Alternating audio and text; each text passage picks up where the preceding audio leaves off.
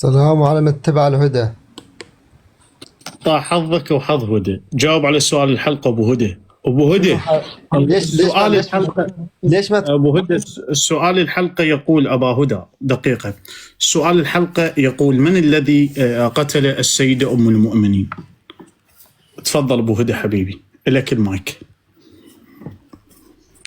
عندك انت بكتبك منو اللي قتله؟ يا أخي جاي أسألك أنا، من تجاوب أنا راح أجاوب. تفضل أخي الكريم. هسه في انا دينك ما طلعت انا ما طلعت معك مشان سؤال الحلقه. انا يا أستاذ ليش تتهرب؟ جاي أسأل سؤال بريء بسيط. ما السؤال دقيقة. السؤال اخواني ليش شو السؤال؟ ترى ما مسوي شيء انا.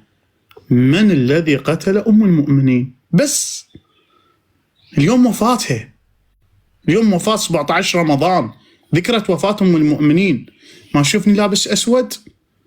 عائشة امنا وتبقى الحنينة ونضرب بالليل صواريخ ونحزن المنية. اليوم وفاته 17 رمضان، فلهذا السبب أريد أعرف من الذي أمات السيدة عائشة. الله يجزيك الخير. تفضل أخي الفاضل. الثاني يا حج انت قام تروح ترجع على سؤال الحلقه. انا ما طلعت معك مشان سؤال الحلقه. انا طلعت اريد اسالك سؤال. أنت تنزل كبس أخي الكريم.